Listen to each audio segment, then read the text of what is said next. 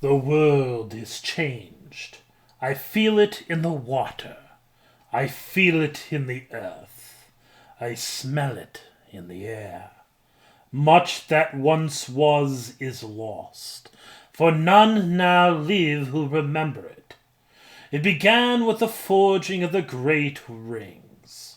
They were given to the elves, immortal, wisest, and fairest of all beings, 7 to the dwarf lords, great miners and craftsmen of the mountain halls, and 9 rings were gifted to the race of men who above all else desire power. But they were all of them deceived. For another ring was made. In the land of Mordor, in the fires of Mount Doom, the Dark Lord Sauron forged in secret a master ring.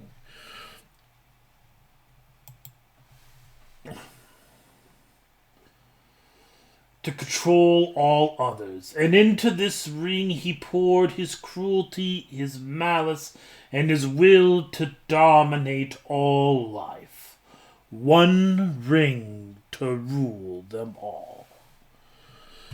That's right, today we are talking about none other than the Lord of the Rings franchise, the films that came out about over a decade ago, almost 2 decades ago. Crazy, I know. But we're going to be talking about Lord of the Rings, Fellowship of the Ring, The Two Towers, The Return of the King, and this is, of course, Theology Meets Culture, and I am Pastor Neil Weemus. So, sorry the whole editing doesn't work good. It's just me working this thing. So, like I said, today we are going to be talking Lord of the Rings. We're going to be talking about this massive film franchise.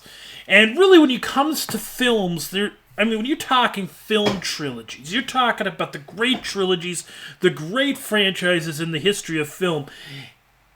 When you're specifically talking trilogies, it comes down to 2 things. It is Star Wars, the original trilogy, The Godfather, and frankly, it's Lord of the Rings. These are the 3 great trilogies. And The Lord of the Rings, for me, it is one of my it's amongst my favorite films. Empire Strikes Back is probably my favorite film of all time. But, the Lord of the Rings films are not far behind. And the reason is the movie does so much so well. There's skilled acting. There's this, incredible miniatures, incredible sets. The movie just exercises the imagination. Let me go back here to this first slide here. Let me shut down the little image there. Look at that icon. Look at that background. The background of, this is Rivendell. It's a drawing rendition. But, you watch the movie and you see Rivendell. It is so beautiful. It's such a gorgeous place. And, I watch it every time I watch that movie. Every time I see that place, I want to go see it. I'd love it if a place like this was real. It'd be so relaxing, so comforting. And so it's this incredible world, incredible miniatures, incredible sets. The special effects were good for that time, and they still hold up to some degree. There's a few moments that you kind of, the CGI is dated, but they didn't rely overly on CGI. They relied a lot on miniatures, on, makeup, all that type of stuff to keep it real, to keep it looking authentic. And so, for these reasons, it's just, it's a wonderful film franchise. So what I wanted to do a series talking about Lord of the Rings. My first instinct was to do one episode that we talk about Lord of the Rings, Fellowship of the Ring. That was the first film. Then do another episode that is dealing with the second movie, Lord of the Rings, Two Towers, and then another video that would be Lord of the Rings, Return of the King. The problem is, as I watched these and I saw the themes that go through this, and there's a lot of stuff that someone could talk about. When I was at Concordia University, Wisconsin, I took a class that's called Philosophy of the Lord of the Rings. Now that's dealing with the books. I'm dealing here with the films, but it should be noted is that these films, they have a very strong worldview, and there's a lot of stuff to dig into, and they don't really lose a whole lot from its source material. In my previous video, I talked about worldviews and ideology within film.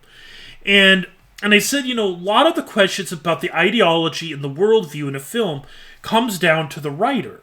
Well, in the case of Lord of the Rings, yes, you have Peter Jackson, who is the director of the film, and you have a few other people that work together to write the film for the purpose of cinematic purposes.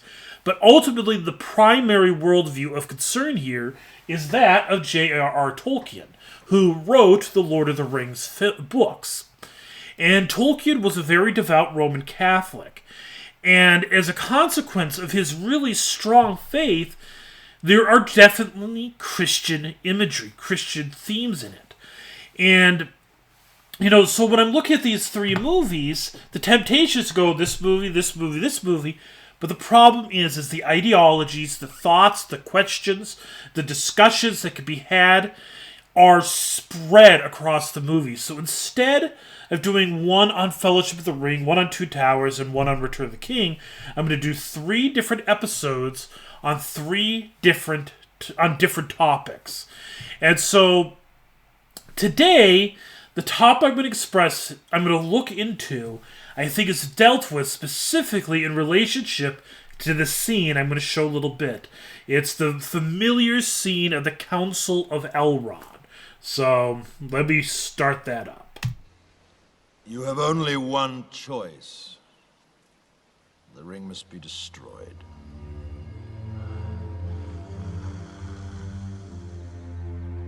And what are we waiting for?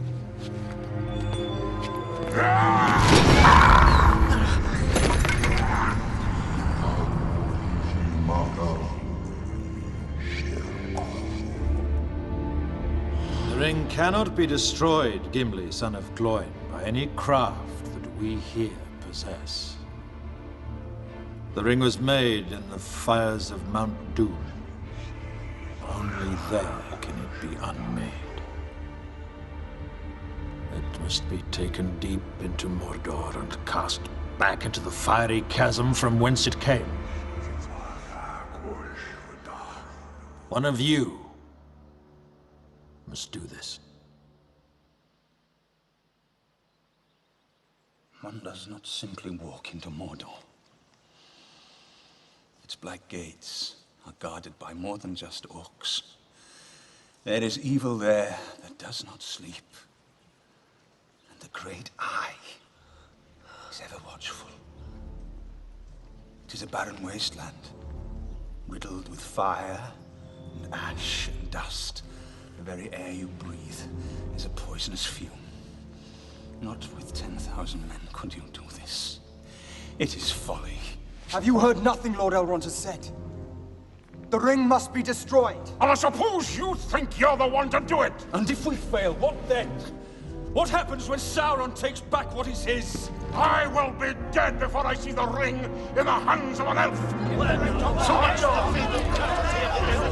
never trust an elf!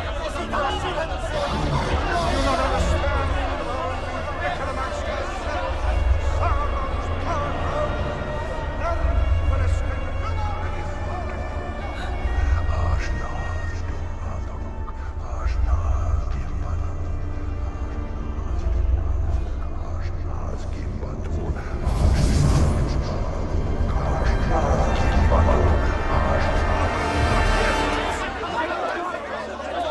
I will take it. Who would give it to us so I will take it.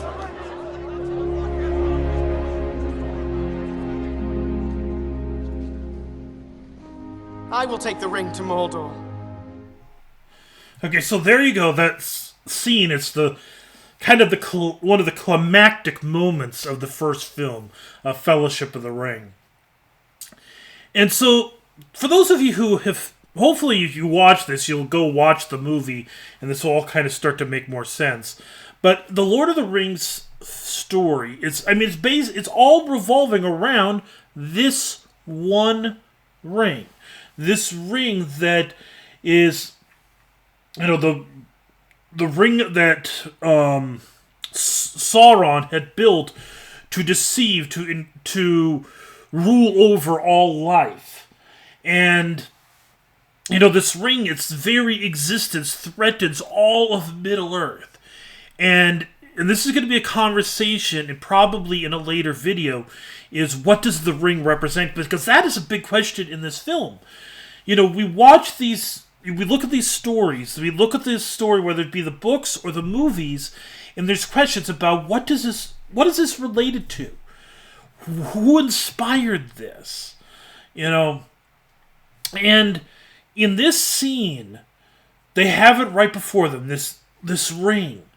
And it needs to be destroyed. It's been clarified, it's been affirmed right before them. They had all come to terms with the fact that the ring has to be destroyed. And all of a sudden, there's this point, it says, the ring has to be destroyed. Have you heard nothing Master Elrond has said? And then all of a sudden Gimli stands up and it's like, and I suppose you think you're the one to do it. I'll be dead before I see the ring in the hands of an elf. And all of a sudden, here they are, these various parties, the dwarves, the elves, the humans, all these people that are arguing and fighting. All the while, the threat is right there, and they are so concerned about their pride, their egos, let's just put it, it's politics. It's political warfare. You can see this as the donkeys versus the elephants in our modern culture. They have a legit, serious problem, threat right before them, and they cannot get past the politics. And, right now, as I record this, we are all quarantined because of COVID-19. And so, and people, we have these issues, we're trying to flatten the curve, trying to slow the spread to make sure not as many people die, and there's so much fear, there's so much worry, but the thing is all the while we have this problem, the virus. You can see this almost like this is our ring, and what are people doing? They're saying, "Oh, this is just this is a ploy by such and such party to take power over this party." People. Well, we see it. They're so busy fighting politics. And people are still saying, this wouldn't have happened if you hadn't done this or you hadn't done that. And we're doing this. All the while, the problem is right there. It's like, okay, yes, we messed up. We may have messed up here. We messed up there. But the problem still exists, and it does no good to sit here and going back, trying to undo the past, unless you have a DeLorean or, and you can go into the past and say, hey, Mr. Such and Such, you should probably do this because there's this huge virus that will outbreak. Unless you can do that, it's useless to start arguing and complaining about what happened in the past. Instead, dealing with what is right in front of us. We can cut when we're done, and when we're past this, and we broke it forth, and there's a more glorious, nicer, more comfortable day. Then we could go back and say, hey, okay, this is what we should have done better. And next time this happens, we need to do this, we need to do that, and we could prepare ourselves. But fighting about it now is not helpful because we still have the problem. And that's what you see this going on throughout the Lord of the Rings story, is you have this political conflict. It shows up again in the second movie. It gets expressed especially through Theoden and his issues revolving around Gondor. And it shows itself again in the third film, in Return of the King, where there's this one point where they've come to the realization that Minas Tirith, which is the capital of Gondor, it's going to be targeted, and it's the city to be destroyed. And when and so it's the target of Mordor's army. When Aragorn says to Theoden, you're going to have to respond if the beacons are lit. And what does Theoden say? It's like, why should I help those in need who were not there when we were in need? Again, politics. Holding to what happened in the past, ignoring what's going on right now that is a legit threat not just to your enemies, but to you. You're willing to stand on your political ego and pride and sacrifice yourself in the name of your political pride. And that is what's happening. And that's happened in our cultures. This happens in our nations. And so, Tolkien who wrote this book, he lived during the time of, he lived during World War II. He lived through, the bombing campaigns through London. He lived through he heard the speeches of Adolf Hitler. He saw the effects of the Holocaust and all those type of things. So he saw an evil that rose in the East, namely Adolf Hitler. And so the influence of those days, of those years, definitely shows itself in this story, in these books, and consequentially in these films.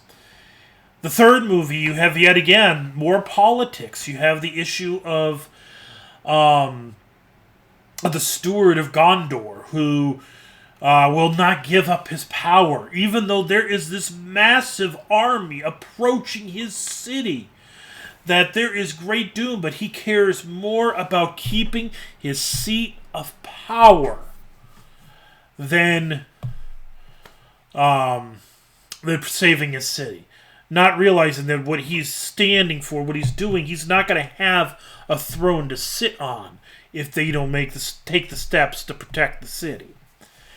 And, same thing happens in our day, in our culture now. Again, we have these things going on, and you read between the lines of a lot of the things said by our various politicians. It boils down to, I want to keep my power. I want to keep my authority. I don't care if people are dying. I don't care if people are losing their jobs. I don't care if people are suffering, as long as I get to keep my throne of power. As long as I got to keep my seat in politics, my political seat. People will do that. And this is what's going on in our own culture. And this is a surface level thing that Lord of the Rings deals with that is relevant to our culture. Now, even, go to the famous, the very opening scene of this movie. The very opening thing is, it says, so let me read this again. It says, this is a Galadriel. I can't do a Galadriel voice, sorry. But it says, it all began with the forging of the great rings.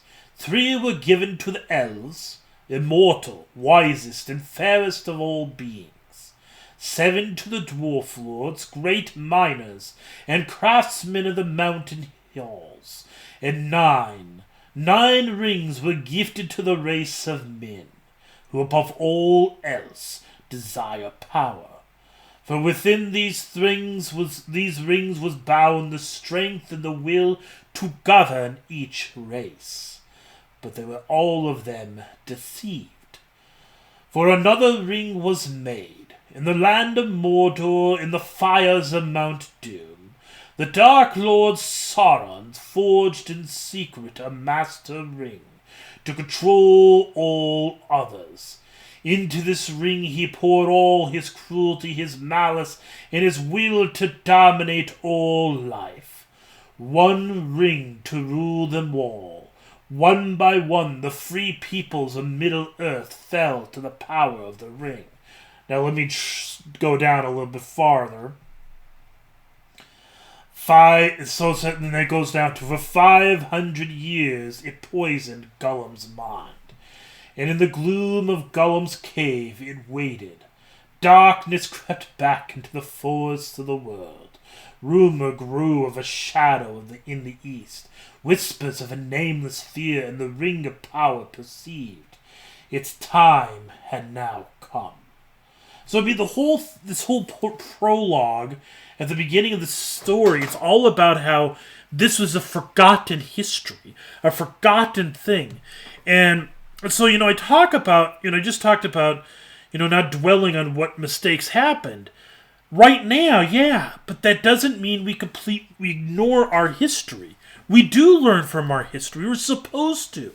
This is why you go through those boring history classes in school. It's so we don't repeat it. That's why when I was in seminary, we had this